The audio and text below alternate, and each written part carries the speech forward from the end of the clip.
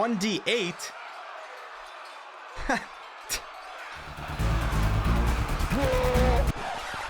I'm not proficient in this weapon?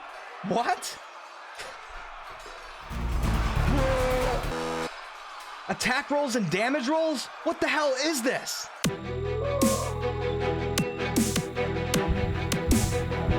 Welcome back, and I hope everyone is doing fine amidst what's presently going on in the world.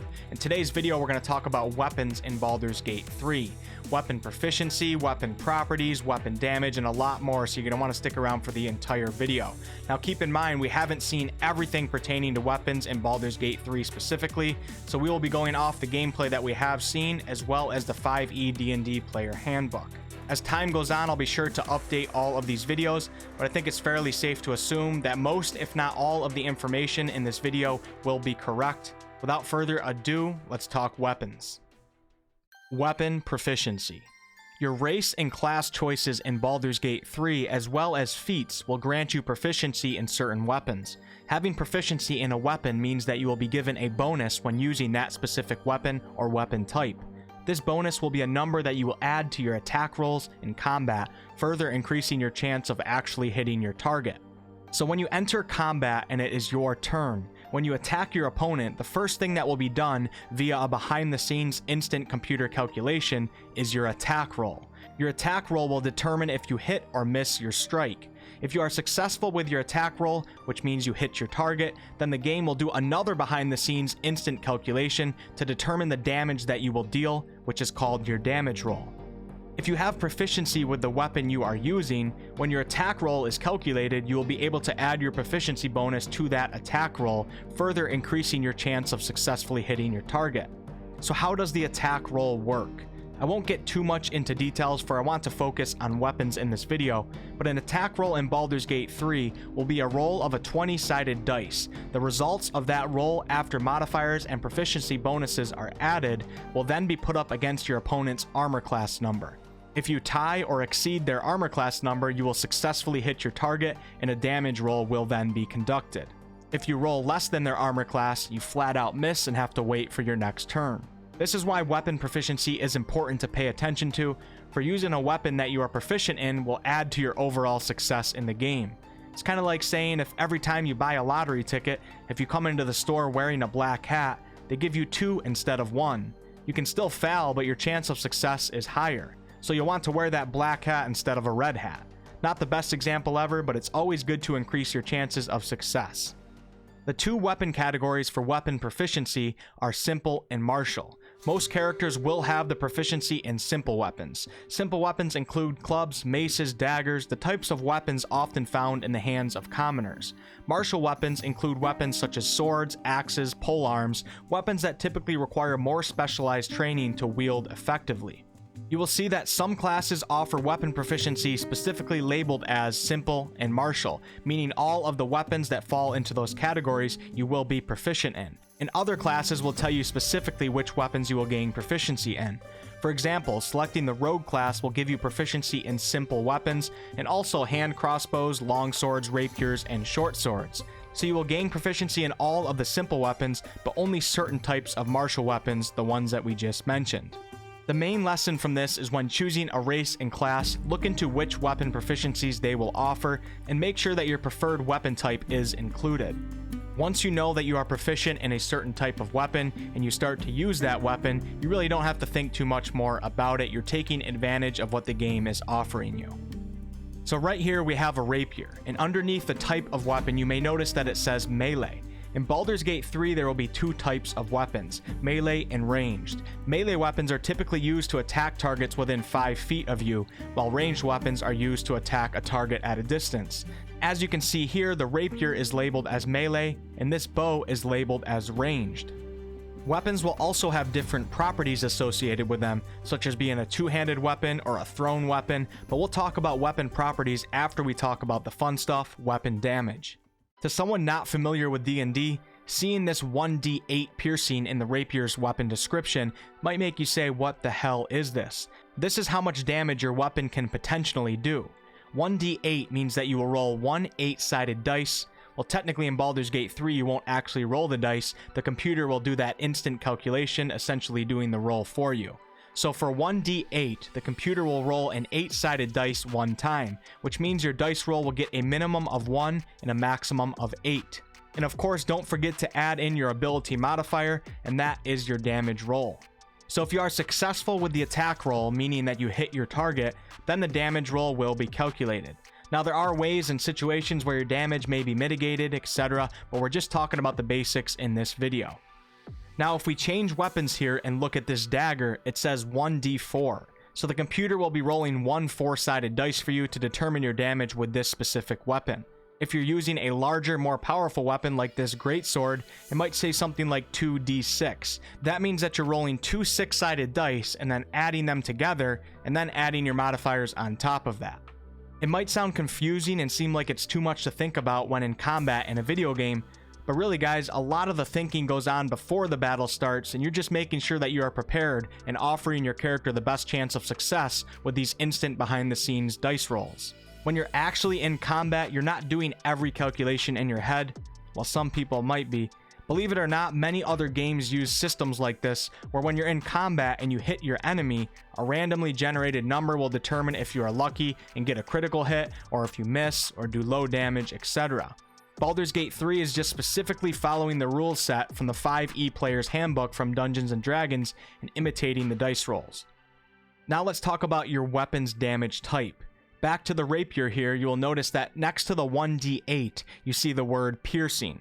In Baldur's Gate 3, different attacks, damaging spells, and other harmful effects will deal different types of damage. Some examples of different damage types are acid, bludgeoning, cold, fire, force, lightning, necrotic, piercing, poison, psychic, radiant, slashing, and thunder. I won't spend too much time on them specifically, I'll save that for a later video, but let's use piercing as an example with our rapier. Piercing is described as puncturing and impaling attacks, including spears and monster bites. So depending on your opponent, they might have a resistance to a certain damage type, or they may even have a vulnerability. If an opponent is resistant to a damage type, the damage that you deal will be cut in half. If they are vulnerable to the damage type, your damage will be doubled. Resistance and then vulnerability are applied after all modifiers to damage. So how do critical hits work? Well, if you roll a 20 on your attack roll, it is considered a critical hit, and you will then be able to do 2 damage rolls. Only the weapon's damage dice will get doubled, not the bonuses applied on top of it. So say we're using a weapon which had a 1d8 damage, and you had a strength modifier of +3.